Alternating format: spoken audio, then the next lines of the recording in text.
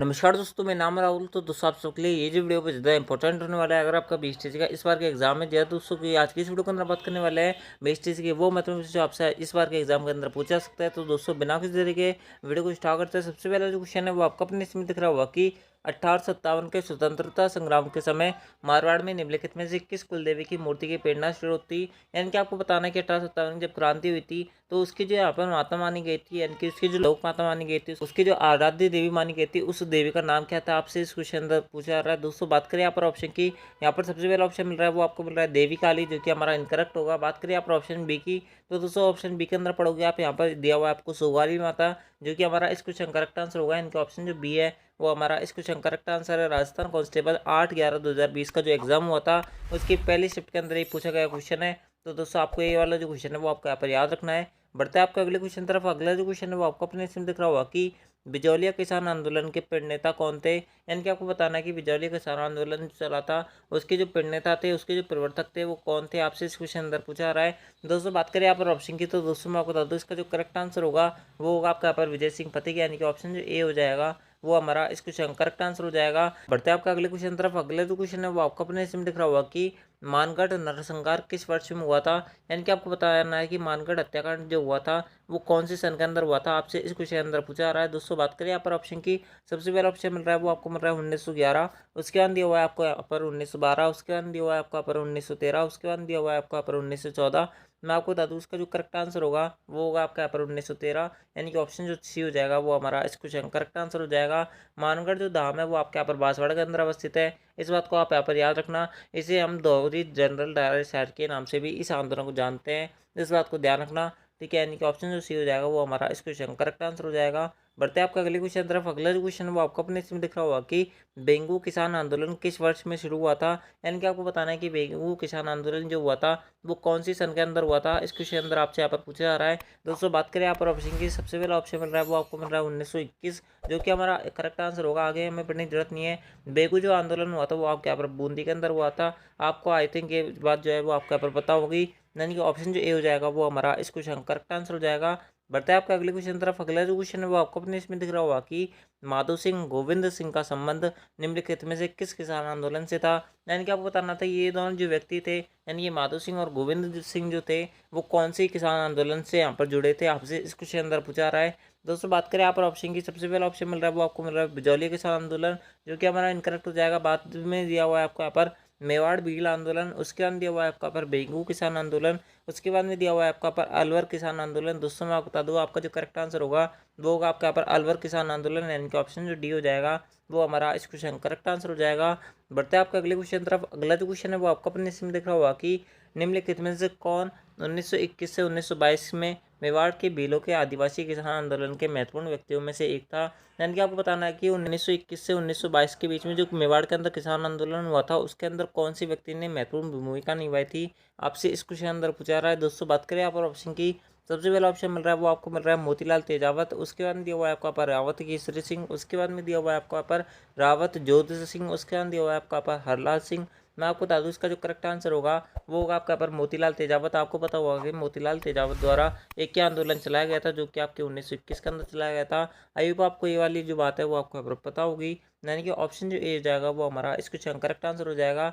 बढ़ते हैं आपका अगले क्वेश्चन तरफ। एंड दोस्तों, अगला जो क्वेश्चन है इसको बताने से पहले मैं आपको बता दूं, अगर किसी भाई बहन ने अब तक वीडियो को लाइक नहीं किया तो वीडियो को लाइक कर देना, चैनल को सब्सक्राइब जो कर लेना। एंड दोस्तों, किसी भाई बहन को अगर इसकी पीडीएफ चाहिए तो आप जो है हमारे टेलीग्राम चैनल को ज्वाइन कर लेना, वहाँ से आपको इसकी जो पीडीएफ है वो भी आपको यहाँ पर फ्री के अंदर मिल जाएगी। एंड दोस्तों, इससे रिलेटेड और भी जो क्वेश्चन है जो आपसे इस बार के एग्जाम के अंदर पूछा सकता है उनकी जो पीडीएफ है वो भी हमने वहाँ पर शेयर कर रखी है। आप जो है उनको जरूर से लगाए क्वेश्चंस को, ताकि आपकी जो तैयारी है वो मजबूत हो सके। एंड दोस्तों, आपका जो पेपर है आपकी जो कॉलेज है उसके अंदर एक जो सीट है वो आपके यहाँ पर पक्की हो सके। इस कारण से आप जो है पहले वाली वीडियोस को जरूर देखें और क्वेश्चन जो मैंने आपको डाल रखे हैं उनको जरूर से लगाएं। ठीक है, बढ़ते हैं आपका अगले क्वेश्चन तरफ। अगला जो क्वेश्चन है वो आपका अपने इसमें दिख रहा होगा कि खालिस्तान अंग्रेजों के अधीन राजस्थान का पुराना नाम था। यानी कि आपको बताना है कि जब राजस्थान अंग्रेजों का अधीन था तो उस टाइम जो राजस्थान का नाम राजस्थान ना होकर क्या दूसरा क्या नाम था, आपसे इस क्वेश्चन अंदर पूछा रहा है। दोस्तों, आपको पता होगा कि राजस्थान का नाम राजस्थान होने से पहले ये राजपूतों की धरती थी, यानी कि राजपूताना इसका करेक्ट आंसर होगा। यानी कि ऑप्शन जो डी है वो हमारा इस क्वेश्चन करेक्ट आंसर है। बढ़ते हैं आपके अगले क्वेश्चन तरफ। अगला जो क्वेश्चन है वो आपको अपने इसमें दिख रहा होगा कि राजस्थान के गठन के समय प्रथम चरण के दौरान गठित मत्स्य संघ में खालिस्तान शामिलियत थी। यानी कि आपको बताना था कि यहाँ पर मत्स्य संघ जब आपका गठित हुआ था, आपको पता हुआ राजस्थान का एकीकरण जो हुआ था वो 7 चरणों में हुआ था। उसके अंदर जो पहला चरण था वो आपके यहाँ पर मत्स्य संघ था, जिसके अंदर आपकी टोटल 4 रियासतें थी।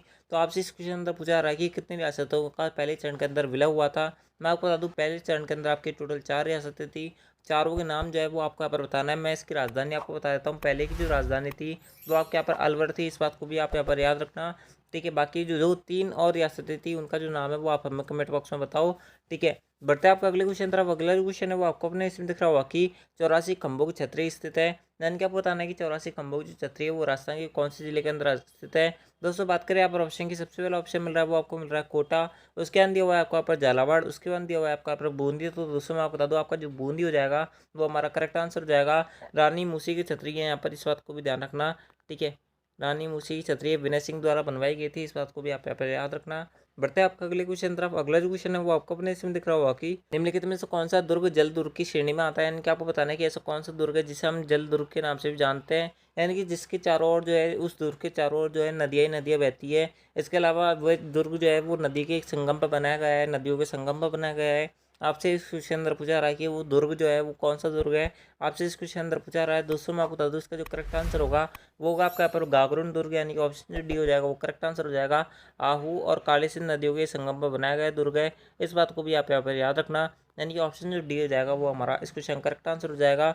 बढ़ते हैं आपका अगले क्वेश्चन तरफ। अगला जो क्वेश्चन है वो आपको अपने स्क्रीन दिख रहा होगा कि बूंदी में स्थित रानी जी की बावड़ी का निर्माण किसने करवाया था। यानी कि आपको बताना है कि रानी जी की जो बावड़ी है जो बूंदी में स्थित है, इसका जो निर्माण करता था वो कौन था, यह निर्माणकर्ता जो थी यहाँ पर कौन थी, वो आपसे इस क्वेश्चन अंदर पूछा रहा है। दोस्तों बात करें यहाँ पर ऑप्शन की, सबसे पहला ऑप्शन मिल रहा है वो आपको मिल रहा है रानी पद्मिनी, उसके बाद में दिया हुआ है आपका पर रानी नाथावती, उसके बाद दिया हुआ है आपका पर रानी विजया देवी, उसके बाद दिया हुआ है आपका पर रानी गायत्री। मैं आपको बता दूँ इसका जो करेक्ट आंसर होगा वो होगा आपका यहाँ पर रानी पद्मिनी। यानी कि ऑप्शन जो ए हो जाएगा वो हमारा इस क्वेश्चन करेक्ट आंसर हो जाएगा। बढ़ते हैं आपका अगले क्वेश्चन तरफ। अगला जो क्वेश्चन है वो आपको अपने इसमें दिख रहा होगा कि किस दुर्ग को अबुल फजल ने बख्तरबंद दुर्ग कहा है। यानी कि आपको बताना है कि ऐसा कौन सा दुर्ग है जिसे के बारे में अबुल फजल ने कहा था कि बाकी सब दुर्ग जो है वो नंगे है और बख्तरबंद जो दुर्ग है वो केवल केवल एक ही दुर्ग है। वो कौन सा दुर्ग था, किसके बारे में ये लाइन कही गई थी, आपसे इस क्वेश्चन अंदर पूछा रहा है। दोस्तों बात करें यहाँ पर ऑप्शन की, तो दोस्तों मैं आपको बता दूँ इसका जो करेक्ट आंसर होगा वो होगा आपका पर रणथंभौर दुर्ग। यानी कि ऑप्शन जो डी हो जाएगा वो हमारा इस क्वेश्चन करेक्ट आंसर हो जाएगा। बढ़ते हैं आपका अगले क्वेश्चन तरफ। अगला जो क्वेश्चन है वो आपको अपने स्क्रीन दिख रहा होगा। एंड दोस्तों अगला जो क्वेश्चन है इसको बताने से पहले मैं आपको बता दूँ, अगर किसी भाई ने अब तक वीडियो को लाइक नहीं किया तो वीडियो को लाइक कर देना, चैनल को सब्सक्राइब जो कर लेना, क्योंकि आप सबके लिए यहाँ पर इतने इंपॉर्टेंट क्वेश्चन आपको और देखने को नहीं मिलेंगे। एंड दोस्तों आपको सारे जो क्वेश्चन है वो बेहद ही इंपॉर्टेंट क्वेश्चन है जो आपसे इस बार के एग्जाम के अंदर पूछा जा सकते हैं। तो दोस्तों आई होप आप इस वीडियो को शुरू से एंड तक देख रहे होंगे एंड दोस्तों आगे भी कंटिन्यू इसको वॉच करेंगे। बढ़ते हैं आपका अगले क्वेश्चन तरफ। अगला जो क्वेश्चन है वो आपको अपने सिम दिख रहा होगा कि जयपुर का प्रसिद्ध हवा महल का निर्माण किसके द्वारा करवाया गया था। यानी कि आपको बताना है कि हवा महल का जो निर्माण करता था वो कौन था, इस क्वेश्चन अंदर पूछा रहा है। दोस्तों मैं आपको बता दूँ हवा महल का जो निर्माण करवाया था वो आपके यहाँ पर सवाई प्रताप सिंह द्वारा करवाया था, इस बात को ध्यान रखना है। यानी कि ऑप्शन जो सी हो जाएगा वो हमारा इस क्वेश्चन करेक्ट आंसर हो जाएगा। सवाई प्रताप सिंह के दरबार में 22 यानी कि गंधर्ववासी बैठते थे, यानी कि 22 विद्वान भी बैठते थे, इस बात को भी आप यहाँ पर याद रखना। हवा महल के अंदर टोटल 5 मंजिल है, पाँचों मंजिल का अलग अलग नाम है, क्या क्या नाम है सबका आप जो कमेंट बॉक्स में इसका आंसर बताओ, और इसका वास्तुकार कौन था ये भी आप हमें कमेंट बॉक्स में बताओ। ठीक है, बढ़ते हैं आपको अगले क्वेश्चन तरफ। अगला जो क्वेश्चन है वो आपको अपने इसमें दिख रहा होगा कि हवा महल का डिजाइन निम्नलिखित में से किसके द्वारा तैयार किया गया था।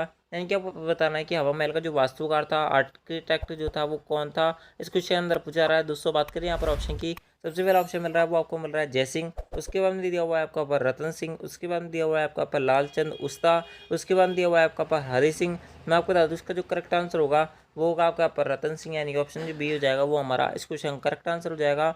ठीक है, तो दोस्तों इस प्रकार से ये थे आपके यहाँ पर बीएसटीसी के मोस्ट इंपोर्टेंट क्वेश्चन जो आपसे इस बार का एग्जाम के अंदर पूछा सकता है। तो दोस्तों आई होप आपने इस वीडियो को शुरू से अंत तक देखा होगा। अगर आपको वीडियो थोड़ी सी भी अच्छी लगी हो तो वीडियो को लाइक करें, चैनल को सब्सक्राइब जो करें। एंड दोस्तों मैं आपको फिर बता दूँ, अगर किसी भी बहन को इसकी पीडीएफ चाहिए तो आप जो है हमारे टेलीग्राम चैनल को ज्वाइन कर लेना, वहाँ से आपको इसकी जो पीडीएफ है वो फ्री ऑफ कॉस्ट आपको देखने को मिल जाएगी। इससे रिलेटेड और भी जो क्वेश्चन है वो आपको पर देखने को मिल जाएगा।